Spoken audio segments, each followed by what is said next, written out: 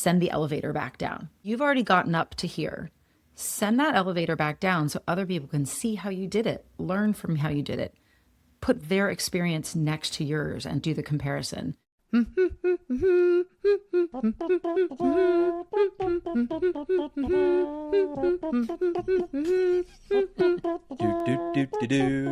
Welcome to the Friends with Benefits podcast, an Arcadia production.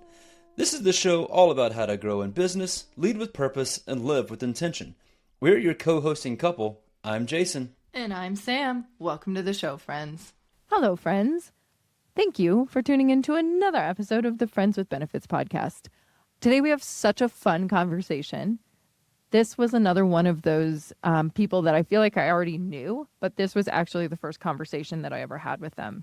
But before we dive in, I do want to keep you on the loop, or in the loop, I guess, as we would say, on all things Arcadia, as we do here. If you're new here, Arcadia Leadership Experience 2026 is happening this summer in Montana, July 27th through 30th. We have some old friends of the podcast coming on. Actually, Heather Cooper and Blakely Graham of Not All Business are going to be doing a live session at Arcadia, which is going to be so fun. But one thing I wanted to tell you, I was just on the phone with one of our Constellation members and the person who came to Arcadia last year. And she told me something that I cannot get over. She just transitioned into a new role. And while she was negotiating the contract for this role, she had 3 things that she negotiated into the contract. And one of them was the ability to attend Arcadia Leadership Experience every year while being employed by that employer. I don't know of anybody else that has negotiated attending a conference into their employment contract, but I am so floored and honored by that. So what we're going to be doing is we have 3 nights, 2 days in the mountains of Montana with peers, with really shoddy cell phone service, which might scare the heck out of you, but it's actually one of the most refreshing things you'll ever do. We're going to have real conversations with peers who are really in the throes of it with go-to-market, as you are right now. This shit sucks, guys. We're going to learn new things together. We're going to fly fish. We're going to do some stargazing. We have some really fun surprises planned this year. But anyways, it's an event unlike any other. If you're thinking about it, we have about 15 spots left, so don't wait. All right, so today's guest. I just got to tell you, this person is such a super connector. You already know, you clicked on the headline or whatever. It's Melissa Moody. She's the co-founder of Wednesday Women. She is such a super connector. So Jason and I, we live in Bozeman, obviously. Melissa lives in Alaska. And yet somehow she is still connecting us to people in our town that we didn't know. Actually, Kelly Ramirez, who was on the podcast before, we met her because of Melissa Moody. She lives all the way in Alaska. So this is such a fun conversation. Like I said, Wednesday Women is doing such amazing work. So go follow them if you're not. And until then, enjoy today's conversation. Thanks for being here, friends. Well, friends, welcome back. Sam, also, welcome back. Great to see you. More importantly, we've got a dear friend. We're both big fanboys and girls of Melissa Moody, and this one has been long awaited. Melissa and I have been talking about this for a long time. Crossed paths a couple times at conferences and always have the best of times and conversations. So no doubt this podcast is going to be extraordinary. Melissa, welcome to the show. I am beyond psyched to be here. I feel like I listened to you guys in my car on my walks, and now I'm here. The lights are sparkling. I'm feeling kind of giddy. I just have to share with listeners, because before we hit record, we kind of were talking about this, but this is the first time Melissa and I are actually meeting, which is just really shocking, actually. Because if you don't know Melissa, you should change that. But the amount of connections that she's made for me without even actually ever speaking to her is like unreal. But I also think that kind of speaks to who you are and what you're building and how you move through the world. So we'll just start with a thanks for that. You're so welcome. I don't know if you ever heard the story, but the first time that Jason and I actually met in person, I was teasing him that he's not a ghost because I have known him on LinkedIn. And I was kind of one of those things where when you make a LinkedIn friend and everybody thinks, oh, is this a real person? Is Are it you a real bot? human? Right. And so we got there and I was like, oh my gosh, you're real. And then the rest of that conference, I was like, look at you. You're there. You're a human. You're in person. So yeah, Sam, you are now partially real to me because we have at least visually confirmed that each other are existing in the world. I could be an AI version This of myself podcast right could now. be sponsored by Synthesia, and she's just here like as a, an AI. To confirm, Yeah. it is not, but Synthesia, if you'd like to. That's just what AI would say, Sam. Yeah. We've had a couple of Synthesia now employees. They weren't Synthesia employees at the time, but now we've had two on the podcast, so it could make sense. But we're not here to talk about that. We're here to talk about Melissa, the super connector. Where does that come from for you? I feel like I should be maybe relabeled as the accidental super connector because it is very innate. It is very part of who I am. We're living in this world where I'm trying to actually do it with a more rigor. A lot of it is just my little brain making kind of those pings here and there where I say, oh, I've met someone else who talked about that book, or I've met someone else who was looking to be on that type of podcast, or I've met someone else who's building a similar business. And so to your point, Sam, earlier, it's like I don't necessarily need to know everything about everyone that I'm connecting. I just love finding the serendipity of two people who have something in common, and it might start a conversation that might lead to something exciting. Where does it come from? I think I may kick it all the way back to my grandmother. She was talking about reading, but she said, why would I read fiction when the world is so much more interesting? And I don't think she ever read fiction a day in her life. Now, she wasn't as lucky to live in the world of amazing fairy smut that we all live in now, which is incredible. But this idea that like there's so much interesting in the world has been baked into me forever in my life. And I love spotting the interesting and pulling those threads together when I can. I don't know that it came from anywhere more exciting than just my gene pool. I mean, that's a pretty exciting place. I can see that being the case with myself as well. Like I've watched my dad. My dad's like he's a mailman or was a mailman his entire adult life, and everyone on his route just absolutely loved him. Knew all their names. He was always going to somebody on his route's house, help them chop wood, help them do something around the house, and he volunteered at his church. He's the door greeter, always has been, and like everybody knows and loves my dad. And I've just watched that all growing up, and I'm like, okay, well, people love him. They want to, hang out, and he helps everybody out. So that's just what we do. My little side project passion podcast that I keep going when I can is the joy of connecting. And you're not wrong, because almost I would say 90% of the guests that I have, no matter what we're talking about, it comes back to some parent or really close role model who did that. And it's not always, it's not on LinkedIn or in tech. I remember there's one speaker, her dad was the meat market guy. He was like the butcher, but he was seeing everybody all day and making those connections. So a mailman, absolutely. They're talking to everyone. As a purging middle-aged woman myself, I can't remember everything that I'd like to. So how are you doing that?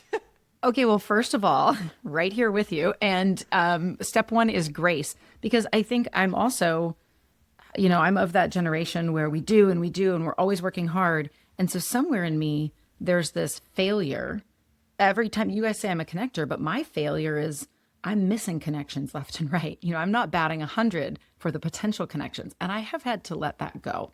If I talk to someone, I'm like, oh, there was someone I knew and I feel like I know who it was. I may not remember it. It may not come through. And for a while, I would get on myself for not batting 1,000 for every connection. So I think grace is important, which is like, you're not going to always connect people and you may not remember. And there may be things that you miss, and that's okay. The informal motto we have at my company now is small ripples make big waves. So I'm like, don't worry about doing them all. If you make one little connection, great. Like we talked about the one friend, Kelly, that I introduced you guys to, because you lived in the same city. Well, that turned out to be a really great connection, but it was just a little thing, maybe it'll go somewhere and maybe it won't. So I think giving myself grace. And then the only other thing I would say is curiosity. I think I have a very curious brain, so I'm always asking what people are interested in, asking who they're looking to connect with. And by doing that, those connections surface a lot. I think that's the other what's in my brain that makes it possible. I feel like curiosity has been coming up so much lately on the podcast. Before we do that, Jay, really quick, I just want to close this loop for listeners, because The Kelly that Melissa's speaking of is Kelly Ramirez, who was on our show. And so many of you have reached out and been like, that episode with Kelly Ramirez was life-changing. And Yeah. so speaking of ripples, there's a ripple right there. Like, I've had many friends personally contact Kelly to work with her. I do think that's such a cool thing that these ripples can take shape and form in ways that we would never expect or Yeah. set out to do. There was a good concept somebody once said that I was chatting with, and she talked about like increasing your luck space. And I thought that was really cool. It's this idea of showing up more, being present more, being curious, because then more things that will help you in the long run show up. It's creating moments of serendipity. And I'm all about that. I do think as a hard driving late 40s woman that I have to let go of being able to do that perfectly. But just doing it for what it's worth is huge. How are you increasing that surface area? Because I've heard quite a few people use that same terminology, stuff like that, and there's all sorts of different ways, especially for those of us in the business of connecting. Personally, I would say the in-person events recently I've been trying to, and that includes in my local community, just trying to show up and be present is definitely increasing that space in a different way than the other part, which is building a public presence, both, online and in the work that I do and put out into the world. There's so many, especially in what I do, there's a lot of folks who work really hard and do the thing, and they don't see value in or potentially even think it's false bravado to be building their public presence as well, like telling people that they're doing the thing. And I struggle with that a lot because if I'm publicly present, I want to be very authentic. So I lean into that. It's not just, hey, I'm wonderful at all. I can talk about that all day, and I know you guys can as well. But I think building that public presence is increasing the luck opportunity, showing up so people know who you are. I mean, to Sam's point, like we haven't actually met yet, but she kind of knows who I am and I kind of know who she is based on the authentic presence that we've created. Okay, so let's talk about, this is a good segue. People building in public or speaking about their accomplishments in public, more specifically, women. You are the co-founder of Wednesday Women, which I want to talk a lot about, but how do you see that particular thing rippling or not for women in particular? I definitely think this applies to all leaders, and I will tweak on how it really manifests for women, but people who are skilled, and especially as they step into leadership, have gotten there by working really hard. So we spend a lot of time doing the thing and becoming experts at the thing. And there's also a perception among many that if you speak about that thing that you've worked so hard at or the experience that you have, that it's seen as egotistic or kind of saying, look at me, look at me. And I think we all need to flip that model and say that by putting out what you're doing and sharing your experience, not here's how you do it, but here's how I did it, it's actually creating learning opportunities for anyone else watching you. They might be your peers. They might be people behind you. I heard this great phrase last week, send the elevator back down, right? Like you've already gotten up to here. Send that elevator back down so other people can see how you did it, learn from how you did it, put their experience next to yours and think and do the comparison. And women in particular, if we go all the way back, I feel like there's a lot of environmental pressures that say, don't talk about how great you are, better to be seen and not heard kind of thing. Just smile and say thank you. There's a lot of that environmental pressure, which says, don't draw the attention to yourself. There's a great Australian phrase. In Australia, you're not supposed to be a tall poppy, the one that grows taller than everyone else. And so there's a lot of this pressure to not talk about yourself. So we have to flip the model and say, when you do talk about yourself, it's actually a gift to others. You're sharing your experience. You're maybe saying, I've been there. If you've been there too, I'm in the same boat with you. Like really making it more of a giving. And then, especially the women leaders who love to give and give and give, they're like, oh, I can give. I can show up. It's a reason to be there that's not based on egocentricity. But we see it a lot. These women who've done incredible things and don't want to shout it for themselves. And actually, really, that's why Wednesday Women was born, is we looked around and said, we're going to shout about it for them. The only reason we started was to pick these amazing leaders we'd met and simply tell their story and amplify how awesome they are. And so that's what the organization and the company was built around. But really, that's a more fundamental discussion, I think, with all leadership, not just women, but men as well, which is you've done the thing. how can you talk about the thing in a way that feels right for you and feels right for your journey and makes sense in terms of the outcomes you have. I love that. Okay, I want to just go there now because I'm curious, but that's where Wednesday Women started. And it's certainly grown and morphed since then. Can you talk about that journey and what it's turned into and kind of what you've learned along the way? Yeah, I mean, Jason saw this in action, but I was running a company. I was a CEO of a tech startup, and we just decided on this. I met this incredible, my co-founder, I met her over LinkedIn, and it was just so simple. It was once a week on Wednesdays, we're going to post about an awesome leader. That was it. That was the idea. That was all it was ever supposed to be. And as small ripples make big waves, as we said, like it just grew and grew and grew. So really what we have now is a movement that's for everyone. It's not just for the women, it's for the men, it's for our daughters, it's for everyone to see these incredible leaders. And the movement is global and huge and growing. We hope to do more and more, get these women in people's feeds, on podcasts, on panels, no more manels, as we like to say. And then really the other piece of that was the women themselves kept saying, we desperately want to go deeper with each other beyond that. And so that's how the membership was created. And we've built it really, really intentionally. It is not just your traditional noisy Slack group. Executive women don't need another thing to do with their time. And so we've built it really intentionally around that. So we've kind of got this global movement that, everybody should be following, nominating the women that you think should be amplified. And then the membership just goes really deep for the executive women themselves. Conversations like, how do I build my public presence in a way that isn't creepy? Or I've thought about telling my story in a book. Who else has done that? And how could I be inspired to do it better? All of the things.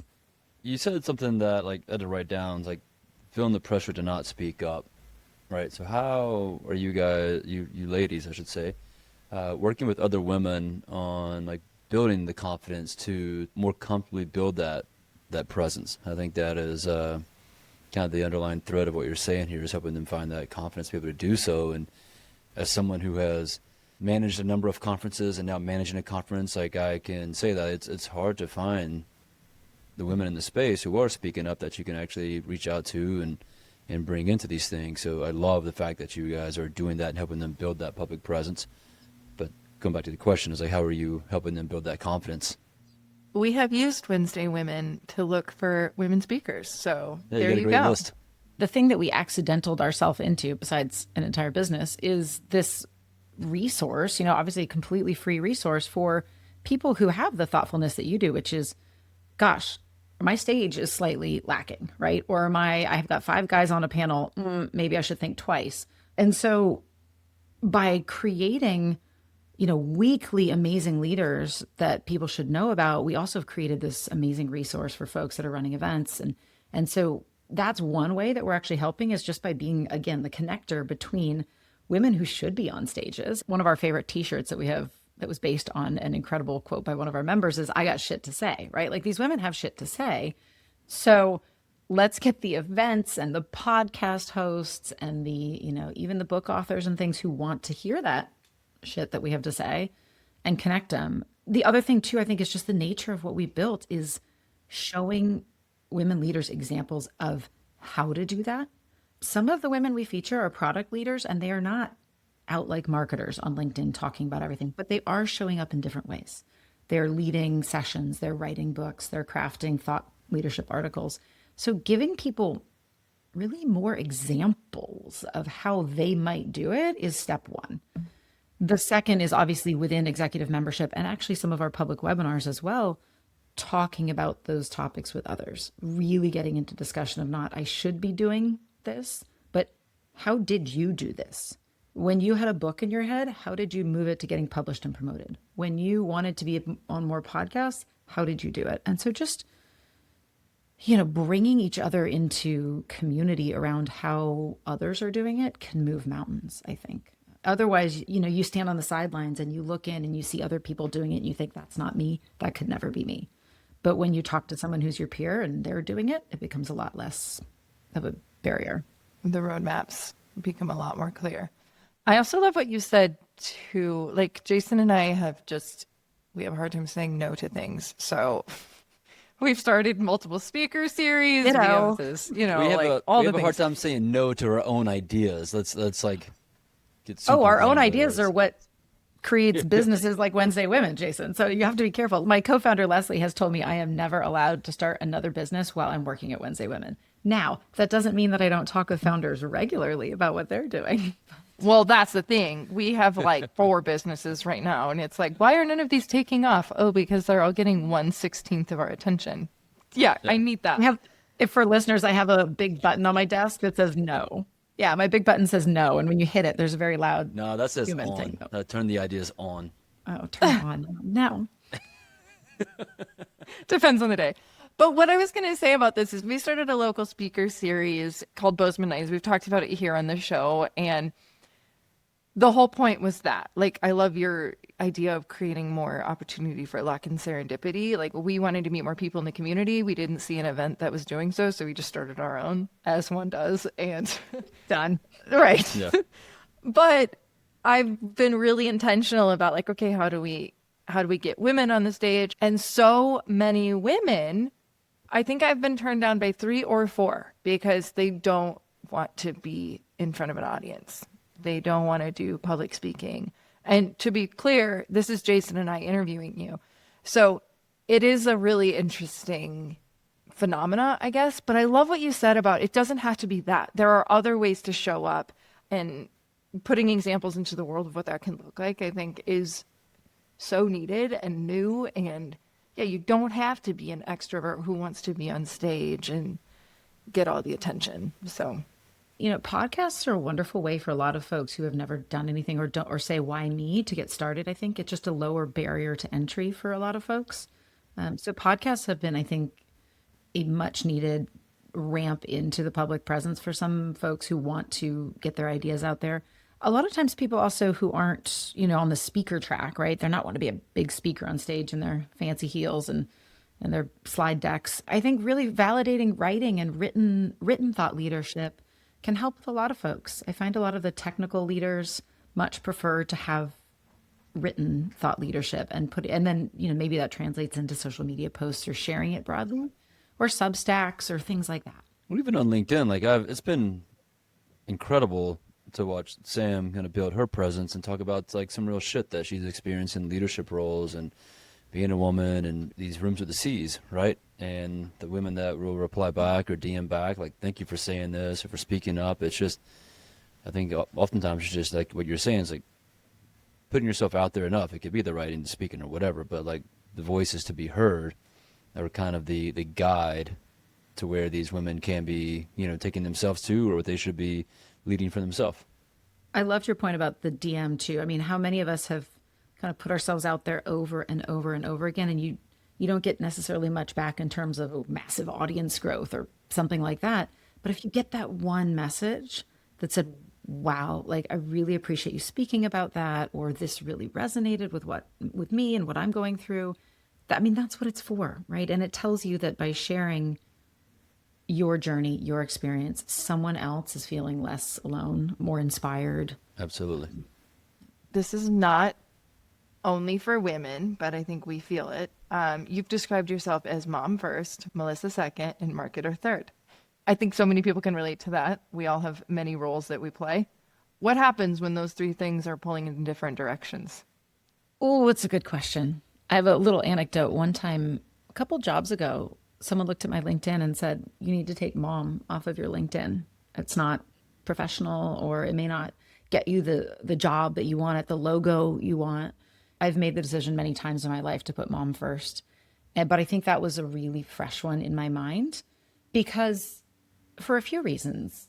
The authenticity of who I am in work needs to include the full me. Again, my business partner, Leslie, often talks about attract and repel. If I put out who I am fully, I'm going to actually get job offers that match me fully. And I'm going to repel the ones that I probably wouldn't want anyway. Because I don't want someone saying, oh, you took too much PTO to be with your family. No, that's clearly a part of who I am. To get back to your question about kind of how do they work together, it's a effing hot mess. Let's be honest. I'm sure they pull in different directions on the regular. You mean you don't have this in an Excel spreadsheet perfectly mapped out of 10 to 2, I'm going to be mom? Oh no, I have 40 of those spreadsheets and lists, and I don't pay attention to any of them. I'm a huge maker of lists and not a big executor of lists. I keep like quoting these people that I can't remember who it was. This is the perimenopause brain that we chatted about. Someone had that metaphor of the juggler, and some balls are glass and some balls are rubber. And I think that that's so good because there are, in any given day, if I look around the house, there's a million things that need doing for the house or the family, but they're not mission critical. Being there to these days sit quietly with my teenagers and not say anything, but be around, like that's what's needed. Or in the work environment, there's a million different projects, especially more now that my best friend at work is Claude. There's so many projects that I want to do and need doing, but I have to go back to the priorities of what's going to move the business. What are our goals for the business, and then stick to those. And so knowing the priorities both in their buckets and across each other, I think, and just continually reminding myself of that is key. And having accountability partners, I think, matters to that, right? So having people who look at you in your mom role and say, these are the priorities right now. That would be the friends that I have that have kids in the same stage of life. And we talk about like what's critical. And then having, a business partner who says, don't be working on that. That's not critical. Leslie has to tell me this a million times a day. So yeah, I would say like high and daily reprioritization is a big part of what I do. And then the accountability folks, they probably don't even know they're my accountability partners, but having the people that are bringing up, are you working on the right thing? Are you spending your energy in the right place? That's huge. Wow, what a gift to have those people around you. I think the other piece is boundaries too, right? One trick that I love, actually two totally tactical tricks that I love that I will just share. One came from Allison Fergale. She talked about when you're on a call, this is for work calls, do all the to-dos before the call ends. So if you need to schedule a follow-up, say, hey, let's take a minute right now and find a time for that next call.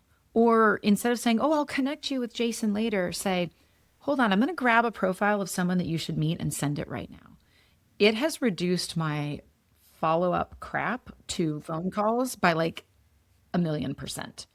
It's really small, but I used to end every half-hour call I had with 10 takeaways. 100%. And being very aware of that and actually changing that has helped a lot, because then there's less little stuff that lives in my brain and says, you forgot. And then, and this is a perfect example of what we're talking about, I had 2 things to share and I only remember that one. So, well, the follow-up call for that one.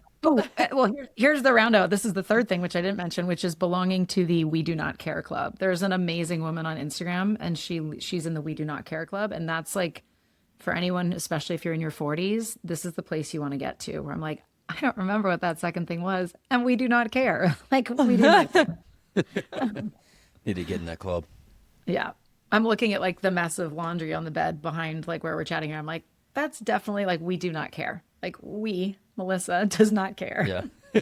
We're at the point where our Right there kids with are you. like, Mom, I don't have any underwear. I'm like, the stuff in the laundry room's clean. Go find some.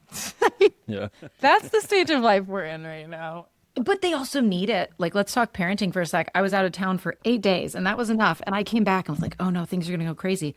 All of a sudden, my husband has our 14-year-old son packing his lunch for school. Don't know that he ever did that before. So I'm going to keep riding with it. Like, if they can continue to find their own underwear and pack their own lunches, we are winning the parenting, and we're not setting them up for failure. They got to figure it out themselves, right? They got to find their own way. Okay, this is totally random, but I want to ask about running a business from Alaska, because Jason and I are often like, Bozeman's tough. It's hard to get to. It's not Alaska. I mean, I think it's warmer here in our winter time than it is where you are. But yes. So first of all, let's just start with Alaska, because I feel like that might as well be a foreign country for a lot of people. Are you from there? How'd you end up there? All the things. And then how is it running a business and growing a family there? I always say, like, the TLDR is I married an Alaskan. And I would say, especially for Alaskans and Texans, if you marry one of them, at some point they're going to want to go back. My husband and I we lived in Boston, we lived in Seattle for many years. And after the birth of our second child, my Alaskan husband looked at me and said, I think it's time. I think we should go back and try to like raise the kids in Alaska, be in Alaska. And I'm a native Californian. And I was like, okay, here's the deal. We're going to go back, but I'm going to say, if I'm not happy in 2 years, you need to be willing to leave. 2 years was your timeline. my timeline because I figured it's going to be very different. You got to get at least through 2 winters, right? Up here, that's a rite of passage. If you haven't, there's actually a word for it if you haven't lived through a winter in Alaska. For me, I always have places I would love to live. I love living in New England. I love being born and raised in the Bay Area. Every time I go back to the Bay, I love it there. I've lived in Europe and I miss things about living in Europe. So to me, no matter where we settle, I'm always going to want to travel and I'm always going to miss other places. I don't know that there's a perfect place for me to live because I love all places. I would probably be very happy in Bozeman, Montana. Come on out. And I could probably like be in a cute little apartment in Paris too. Like I'm just one of those people who has a little bit more wanderlust, but also I'm fairly flexible, I suppose. So we did it. We just moved up here. We actually just bought a house before down there and we shifted it, brought 2 little kids up here, planted. It's a very different place in a lot of ways, but it's also very normal in a lot of ways. It was 2014 when we moved up here. I continued to work remotely for Google. I'd been at Google for many years, 8 years at that time. I continued working remotely for Google for 6 years up here. And then when I moved to the startup world in 2020, it was already COVID world. And so remote now was a thing. It actually removed some of the black flags that I'd had hanging over my name when I was working remotely at a large company. So we can totally talk about the struggles and the challenges, but long story short, I fell in love with Alaska. I certainly miss things about everywhere else. I was just in the Bay and I was like, oh, the weather, amazing. But it's a wonderful place to live. It's very cool in so many ways. And the people and the access to the outdoors and the kindness and the community that's up here, probably pretty similar to Bozeman, I think. We get a little bit more daylight than you, but Not now. I have all the daylight now. that's true. In the winter, a little bit more. Land of the midnight sun until it isn't. I don't know how you do it. That's crazy. We need to come visit. I've never been to Alaska, so like it's high on my list of places to come to. So as soon as you start putting on events and stuff out there, let I us don't know. Maybe Arcadia, Alaska. That has a nice ring to it. I mean, that has a nice little ring to it. I'd be down. I keep not being able. It is the sadness of my life that I have not been able to attend Arcadia yet because it happens right at the time when we're often traveling. But I watch those. This whole photos of, like, podcast is a recruiting initiative. It's a campaign just to get Melissa to Just for Bozeman for Melissa. Arcadia. Yeah. Oh man, when I'm there, I'm going to come in with a horse in one hand and whiskey in the other, and my boots on. We're going to Perfect. glamp and talk Fit tech. right in. It's going to be great. It's going to be great. Let me ask you this, being the ultimate connector that you are. It's a hard change of conversation from Alaska, but Melissa Moody moves to a new city. You move to Alaska and you know nobody there, right? You move to, Omaha, Nebraska, you know nobody there. What's the first couple of things that you're going to do to start building community in that new city? Well, probably like a marketer would say, before I start building any community, I'm just going to listen. I would probably just start showing up and listening. With Bozeman Nights, you're making a space where people who maybe aren't the builders yet can show up and just be in existence around it. So, up here in Alaska, I think there's a couple of really cool, we have some entrepreneurial groups. We have some storytelling groups. There's a really cool night called The Moth, and people tell, like, there's basically not Bozeman Nights, but a version of that where people tell real, like, Alaskan stories. It's a wonderful event. So I think just showing up to other people's community building is a great way to get started for sure. And then I would, again, like a marketer, thinking about your content strategy, kind of like structuring it, I would probably get out my paper and my Venn diagram and start drawing what are the buckets of connections that I'd like to make. Maybe some are local, right? So am I joining a mountain biking group so I can explore more trails with people who like to be active? So there's probably like active physical.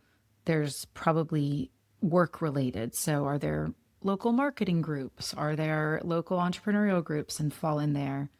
And then, of course, as we talked about with mom, am I making connections that help my family, the kids, learning about groups where they can plug in and be a part of the community. So whoever it is that's listening, I would definitely, I like pens and markers. I'm a big marker fan. I would straight up get a piece of paper and Venn diagram it out and say, here's all the folks I'd like to meet or buckets of people I would like to meet. And then where am I going to find them?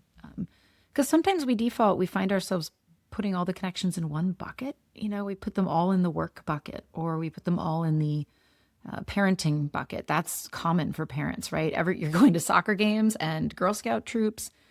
but you haven't actually met anyone who also likes to play pickleball or, falls into something for you. So I would definitely get out that Venn diagram and draw some dots of what and like look at what you're missing. I have never heard it described that way, and I'm obsessed with that. That's like one of the premise of Arcadia is, well, Arcadia means harmony. So finding that full version of yourself in different assets of your life, because to your point, like I feel like even in today's world, we're like all in on work, and my community is like the people who understand my job and do the work. And Jason and I are, for better or worse, do the same job.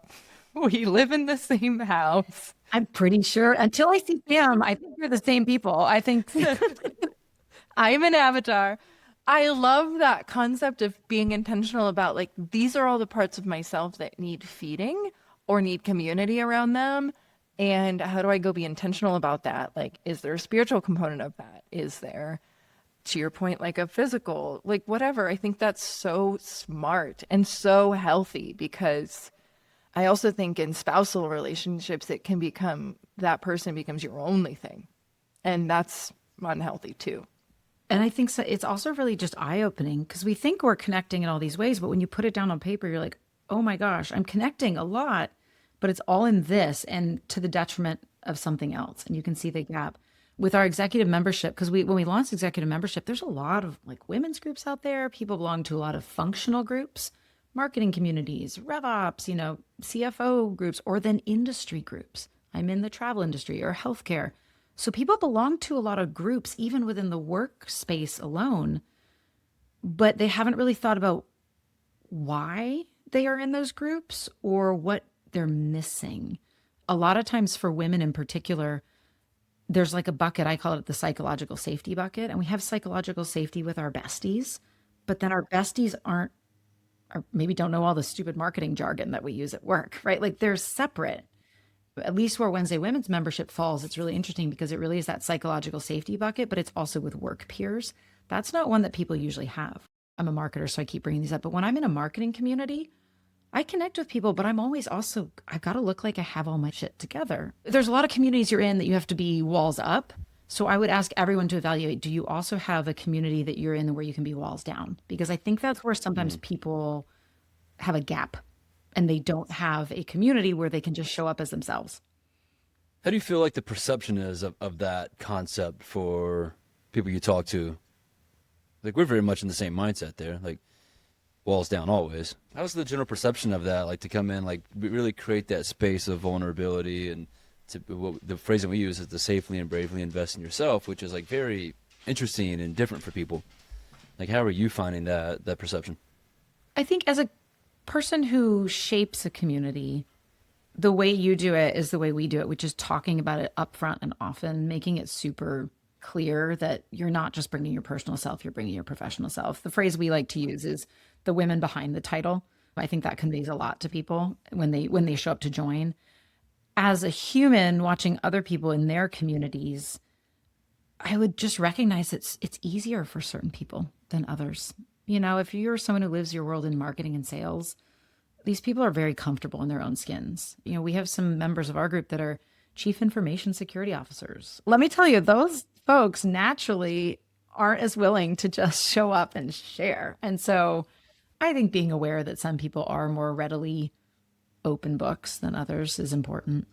Do you find that over time they're just kind of watching, lurking? I'm thinking about a few people that I know in particular, and all of a sudden they'll start to kind of slowly chime in or show up, and then like they start dipping their toe in to the vulnerability and the openness, and then they're maybe a few times down the road they're just all the way in.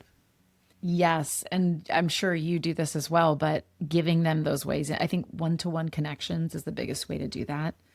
To take the people that you've spotted as less likely to jump immediately in and make that space for them to connect one-on-one and build bridges will make them feel so much safer over time. And then they show up and then they're committing more. I don't know about you, but that brings me so much joy to like watch those people begin to slowly like let their guard down, let their walls down, and like kind of show up as their full self. You can see a different glow about them when they do. How else do you both create more of that? What else works for bringing folks who aren't as readily open book and making them more so, or making them feel more comfortable to do so? I think we learned a really good lesson at our first event. We kicked the whole event off by saying, like, this is very much an intentional space. Like, we want to challenge you to have the hard, vulnerable conversations.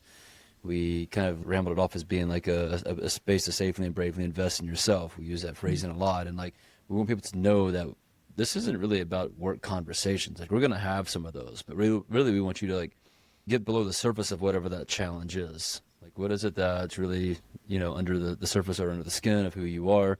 What's bothering you? What are you bringing into this event? And, like, we feel like there's a lot of healing properties of being outside, right? There's a whole lot of nervous system rewiring that could be done outside. So, like, while that work is being done internally, like, how do you begin to truly open up? And so, like, we create a space being outside that people can kind of feel free, feel different. They're not confined by the structures of walls, again, from a hotel room or hotel air. We're facilitating and fostering these conversations and the kind of leading the charge there. I probably cry 3 or 4 times at the event. That is just now a known fact, and I'm okay with it. I'm a crier. It's good. I guess when people see that, they're like, oh, wow, this is a little bit different and weird.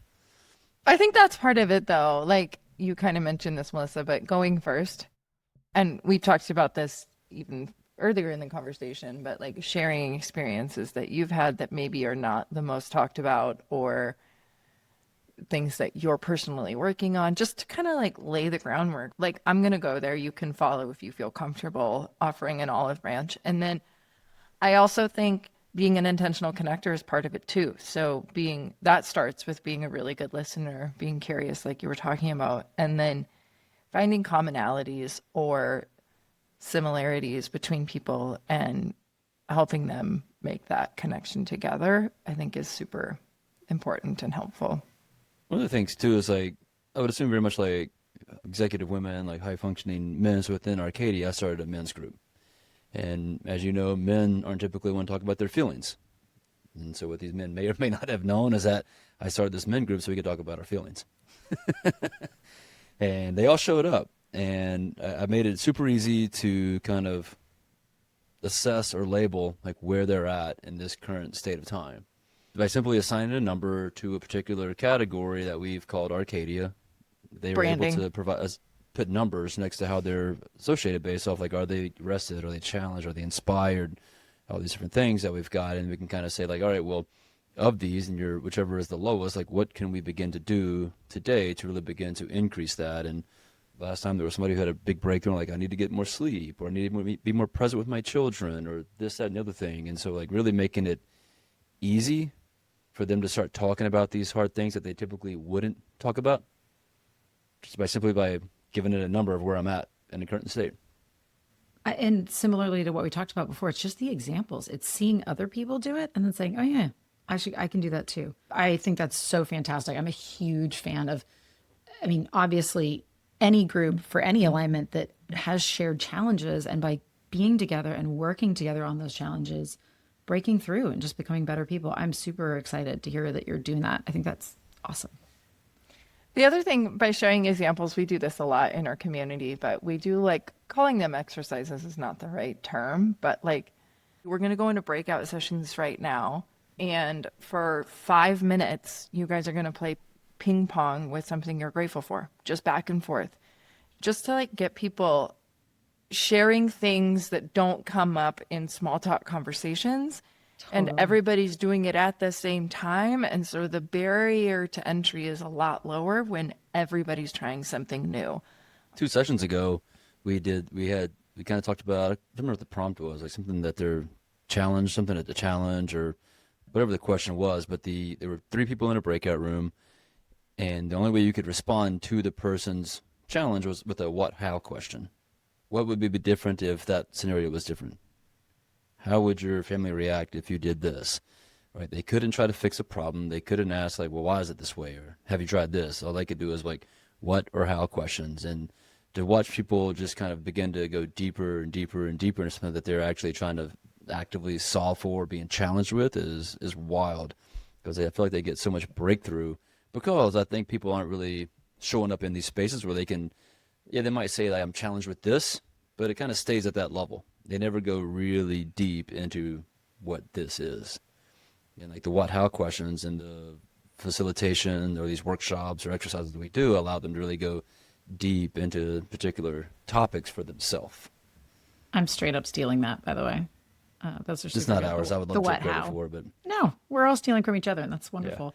The thing that I was thinking about too, especially as relation to what you said about the men's group, but it's what we do in membership is like, what are the habits that these groups need to practice more of, and then leaning into that. So with executive women, they've got networks, they've got connections, they've got experience, but we lean heavily into the two habits that they don't have, which is one is making the ask. You'll see us talk about this all the time.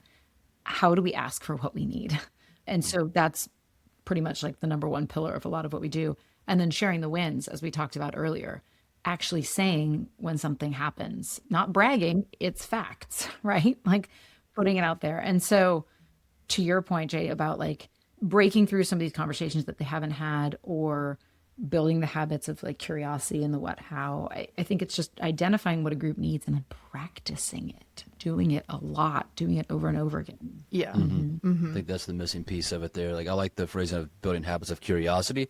We all want to be more curious, but we're all not like building a practice around it to actually like make it stick. Yes. I'm curious. This is something that Jason and I both do. He has a running notes on his phone about this. I do too. So you're walking into a brand new room of people you don't know. What are some questions you have in your back pocket to get beyond small talk? I'm going to answer kind of off the cuff, but these are two that I really love. The first one I think is really interesting when you ask people who they're passionate about helping, not what they do, but who they're passionate about helping. It's really interesting because A, it lets them talk about what they give in someone else. So it feels a little less of an attack. Like, tell me what you do. It's like, who do you enjoy helping? It's a little bit of a deflection for somebody who may not want to reveal them whole selves to you right away. And then I think the other one I love is, what's a topic that you could talk for an hour on right now and have no problems? Like, I just want to know, like, what's a topic that you could ramble on about for an hour? Or, you know, what's a table topic that you would love to talk about at a dinner party and never get bored? Something like that. Because you can see the light go on in somebody's eyes from, you know, you can all imagine the variety of topics that someone would do, but it's fun and it lets you see. Maybe they want to talk about, I mean, everything's coming to mind. Maybe they want to talk about mountain biking. Maybe they want to talk about whiskey. Maybe they want to talk about Formula One, like whatever it might be. They get excited and then it like triggers that happiness reflex in someone, which makes them at ease, which I enjoy. Yeah. Mine is very similar to that. It's like what I like to go to is quite often is like, what are you most excited about right now? Or a prompt we've been using in the group lately that I'm really enjoying is like, what are you most proud of right now? That's a fun to get people just to kind of, you know, break some ice, get people thinking and like different terms. It's like most people like are asking, what are you challenged with right now? Or what's something that's hard? But we want to know like, what's good? What's good in your life right now? Let's celebrate.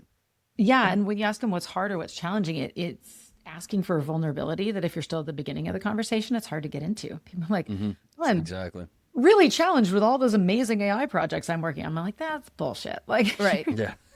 Womp womp. yeah. My final question, or final prompt, we should say for this one, for you is that I hear this rumor that you're really good at Velociraptor impressions. Oh my God. I haven't done one of those since pre-Comsor days. What's fun about this interview is that I had a whole like list of things prepared from a question standpoint. I think we asked one of them. This was super fun interview because we actually just got to have a conversation. Because Sam's in charge. That's why it's fun. Hey, we I can like edit sort that of out. read the questions, but not really. Let's be real. It's like, we're going this way. Is the Velociraptor impression a thing that we can do on the podcast? No is an okay answer. This is a safe space. The walls are down. We're good. You know, I will say this. It's not going to happen today because I feel like I've semi-retired that as I've moved on. However, I am very prone to doing many impressions and specifically accents. You know, they all come out at different times. I quite enjoy getting into a thick Scottish brogue when I can. I think that's usually, it's my heritage and I feel it very I could see strongly. that. Okay. I'm pulling up to I a once had- Scottish drive-through in somewhere green, Scotland, and going to order a coffee. Greet me at the window. I don't think it's going to happen on the I have to be really in the mindset. But I've got a good joke on that one too. Someone pulled up to the Scottish window, and it's not really a joke so much as a story that I heard one time. They pulled up to the Scottish Starbucks, I guess we could call it, and they ordered, a coffee with oat milk. And the Scotsman said, "Coffee without milk? Can't do that. I can't do that, can I? There it is. There it is. Can't make you a latte without milk." I get it. Without That's funny. milk. She just got it. That's hilarious. So, Okay, wait. Melissa, what if somebody wants to know more, if they want to follow you, if they want to help you, what's your ask? I am, as we chatted about, I am quote unquote building my brand, building my public presence, however you want to call it. I show up on LinkedIn. I engage on LinkedIn. I post real stuff on LinkedIn. So please feel free to follow me there. Send me a message if something resonates. Love to actually talk with humans. And I will not accept a connection request if you don't put anything or I don't know you. Like, start by engaging. Be on my comments. Let's get to know each other a bit, and then I will be a connection. I'm not a... Drop some facts about Taskmaster or Stoicism or... Yep. F1, that's in season right now. Whiskey, any of those things. Outdoors, Alaska. I'll talk all day on those things. And then I would just ask everyone to follow Wednesday Women. That's for the men, too. The whole point is that these are incredible leaders. They should be in everyone's feeds. Highly encourage it. As a man that does follow, like I get a lot of value and I get a lot of access to women doing some great things out there that I otherwise wouldn't find in my feed. So I am grateful for what you guys are putting out there and who you're celebrating. Yeah, like funny fact, like I am not a girl's girl. I would never say that I have brothers. I grew up with only brothers. I was the only woman on a men's team. I was the coxswain on a men's rowing team for 8 years not in know high this. school and college. Yeah. Yeah, I did that at the highest levels with men's heavyweights. Like my teammates are like large men. Wow. I've pretty much always had really close guy friends and only very few girlfriends. And so now I'm living in this world where I'm surrounded by freaking amazing women. And I feel like I'm one of the people who needed to, I mean, I am. I'm one of the people who needed to follow Wednesday Women. I wanted more women in my feed.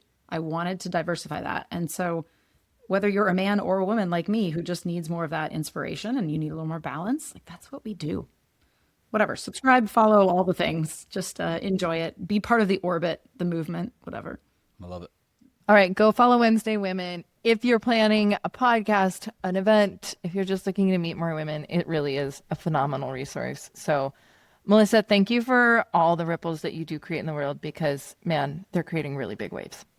It is my honor. Yes. And thank you for being my friends with benefits today, or my friends here on the Arcadia podcast. I love getting to chat with you too. It's been really special. Thank you. Thank you. This has been great. Thank you so much. Be great. See y'all.